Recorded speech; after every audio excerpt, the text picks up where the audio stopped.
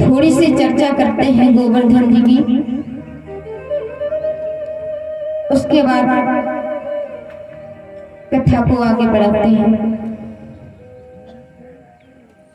गोवर्धन की जो पूजा होती है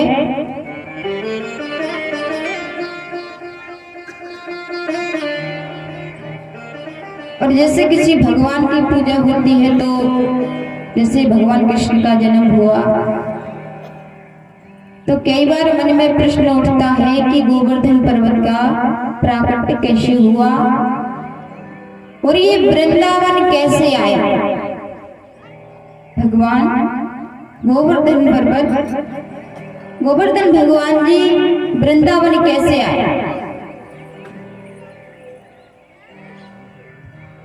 तो पहले तो वृंदावन की महिमा को जान लेते हैं कि आखिर वृंदावन है क्या।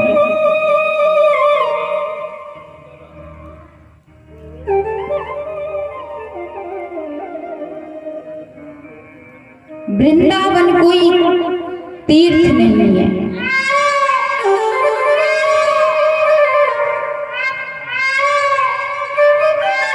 वृंदावन कोई तीर्थ नहीं है। चारों धामों में वृंदावन नहीं आता है। चारों धामों में वृंदावन नहीं आता है।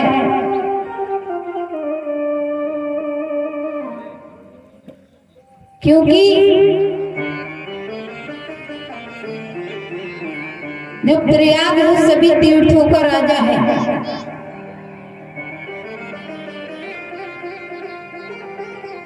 तो सभी तीर्थ क्या है, जब उनको कर देने के लिए आते हैं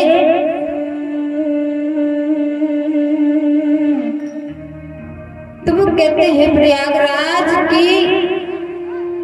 कि सभी तीर्थ मुझे कर देने के लिए आते हैं और ये छोटा सा वृंदावन कभी कर देने नहीं आता। तो भगवान ने कहा कि मैंने तुम्हें तीर्थों का राजा बनाया है, ना कि अपने घर का। तो वृंदावन कोई तीर्थ नहीं है, वृंदावन भगवान का घर है। चारों धामों में नहीं आता वृंदावन। और जब भगवान का कृष्ण का जन्म होने वाला था तब क्या हुआ, सभी ऋषि मुनि गण देवता गण आए और कहने लगे कि प्रभु का जन्म होने वाला है, प्रभु अपनी लीला करने के लिए आ रहे हैं, तो हमें कुछ ना कुछ बना दो,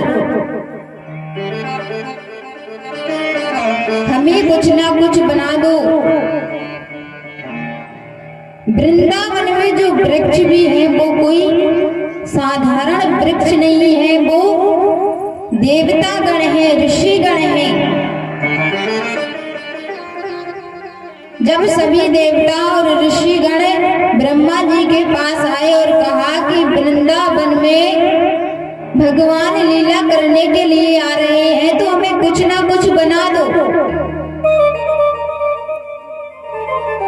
तो ब्रह्मा जी ने किसी को वृक्ष बनाया, किसी को फूल बनाया, किसी को फल बनाया, किसी को जल के जीव बना दिए, सब कुछ बना दिया।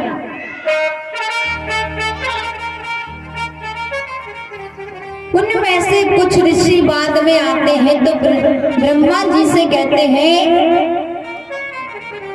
कि हे ब्रह्मदेव, हमें भी कुछ ना कुछ बना दीजिए, हमें भी कुछ ना कुछ बना दीजिए, भगवान लीला करने के लिए आ रहे हैं। तो ब्रह्मा जी कहते हैं कि आप थोड़े से लेट हो गए, आप थोड़े लेट हो गए, अब जगह खाली नहीं है। तो संतों ने कहा, उन संतों ने कहा, बोले हमें वृक्ष बना दे। तो ब्रह्मा जी ने कहा वो तो पहले ही देवता गण बन गए।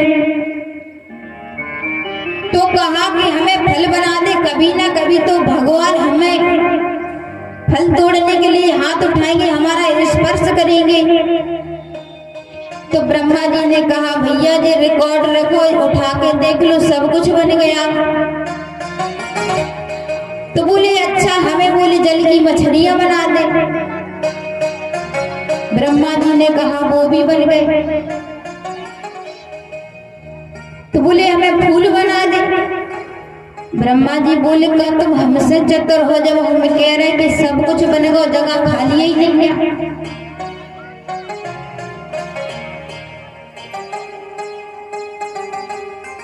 तो संत कहने लगे,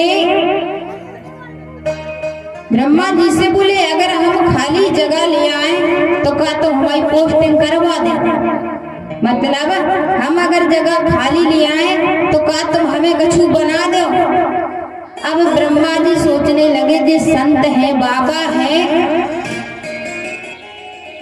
हमसे ज्यादा चतुर थोड़ी हो सकता, हमसे ज्यादा चतुर थोड़ी हो सकते हैं, लेकिन आप संतों को कुछ साधारण बाबा समझने की भूल मत करना, क्योंकि संत जो है हमेशा से ही भगवान के साथ रहे हैं। कैसे रहे हैं? क्योंकि ये त्रेता में भी भगवान के साथ थे और द्वापर में भी भगवान के साथ हैं। किसी कवि ने लिखा है कि त्रेता में बंदरा भये, त्रेता में बंदरा भये और द्वापर में भय ग्वाल और कलयुग में बाबा भये तो जय श्री मदन गोपाल। संत जो है हमेशा ही से ही भगवान के साथ रहते हैं, उनकी पूजा करते हैं। तो ब्रह्मदेव सोच रहे हैं कि ये बाबा है, संत है, हमसे चतुर थोड़ी हो सकते हैं।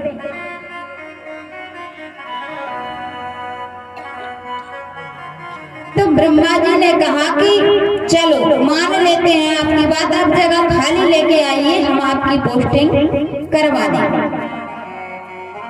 संत जाते हैं,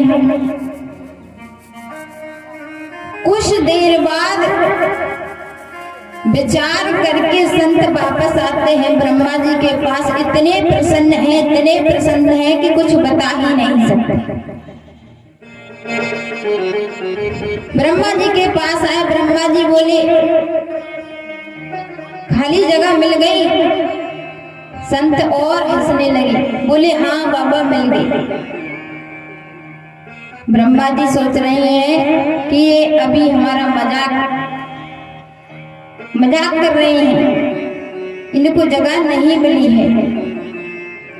तब संतों ने कहा कि ब्रह्मा जी आपने सब बनाया, वृक्ष बनाए, गोपी बनाई, ग्वाल बनाई, गाय बनाई, बछड़ा बनाया, फूल बनाया, जल की मछलियां बनाई, फल बनाए, सब कुछ बनाया, लेकिन अभी आपने एक चीज नहीं बनाई है, अभी आप एक चीज भूल गए हो।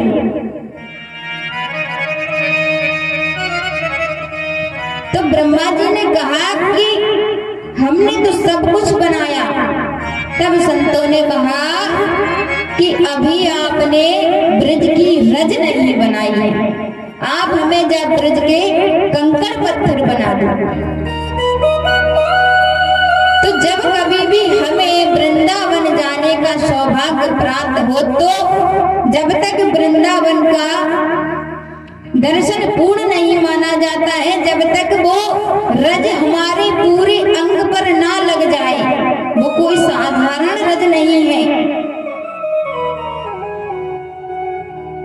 वो एक एक कंकड़ पत्थर जो है वो कोई ना कोई बड़े से बड़ा संत मुनि, साधारण रज नहीं है ब्रज की।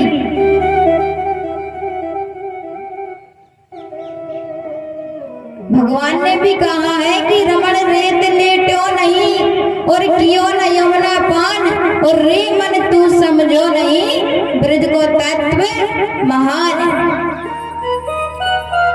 तो वृंदावन का जो एक एक कण भी है वो कोई संत नहीं है। जब भी हम जाएं तो दर्शन तो करें ही, लेकिन हमारे शरीर पर ब्रज की रज लगाना चाहिए।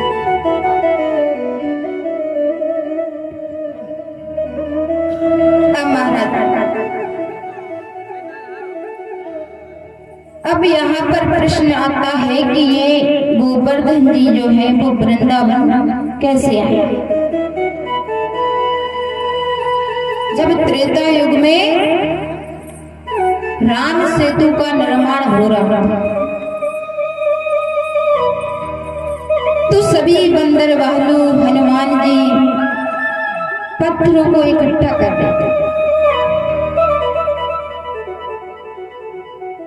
पत्थरों को इकट्ठा कर रहे थे और जब राम सेतु का पुल बन गया तब राम जी ने घोषणा करवाई कि जो भी वानर पत्थरों को लेकर आ रहे हैं उन पत्थरों को वहीं छोड़ दे। क्या करें? वहीं पर छोड़ दे। अब हनुमान जी महाराज उस समय सुमेरु पर्वत का एक श्रृंग उखाड़ कर ला रहे थे और जब श्रृंग उखाड़ के ला रहे थे इधर राम जी ने घोषणा करवा दी कि जो वानर पत्थर लेकर आ रहे हैं उन पत्थरों को उसी जगह छोड़ दे, क्योंकि राम सेतु का पुल पूर्ण हो गया है। अब जैसे ही हनुमान जी महाराज ने वो सुमेरु पर्वत के श्रृंग को वहीं छोड़ा तब तो वो बहुत दुखी हुए और प्रार्थना कर रहे हैं कि मैं भगवान के कुछ काम ना आ सका।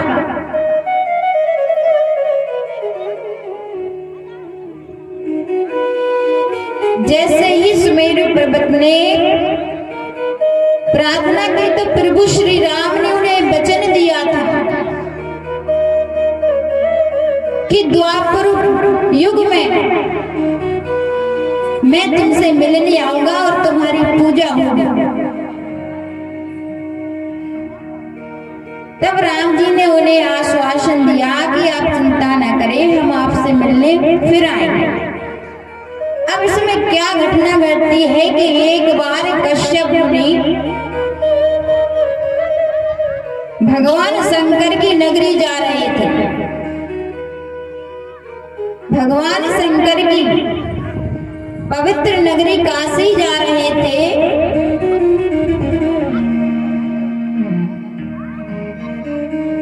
तो कश्यप मुनि उसी रास्ते से होकर आए तो उनकी भेंट गोवर्धन से हो गई। और जैसे ही गोवर्धन से उनकी भेंट हुई तो कश्यप मुनि ने कहा कि आप हमारे साथ भगवान शंकर की पवित्र भूमि काशी चलो। तो गोवर्धन मना कर देते हैं कि नहीं, मुझे नहीं जाना है। तो कश्यप मुनि क्रोध में आ जाते हैं, कहते हैं हे मूर्ख, तुम भगवान शंकर की पवित्र भूमि काशी को जाने के लिए मना करते हो, मैं तुम्हें श्राप देता हूँ। अब महाराज यहाँ पर गोवर्धन के माता पिता है द्रोण और धरा, उन्होंने चरण पकड़ लिए, कश्यप मुनि के चरण पकड़ लिए और कहा कि महाराज क्षमा करें, अभी ये बालक है, नादान है, कुछ समझ नहीं है।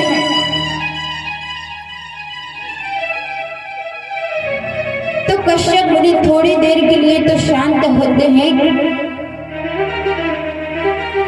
कहते हैं कि हमारे साथ चलो, नहीं तो मैं तुम्हें श्राप दे दूंगा। तब गोवर्धन पर्वत चलने के लिए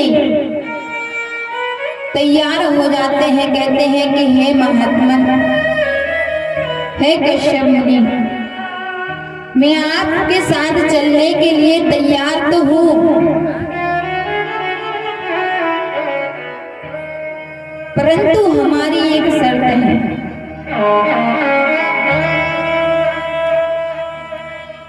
कश्यप मुनि ने कहा कि क्या शर्त है?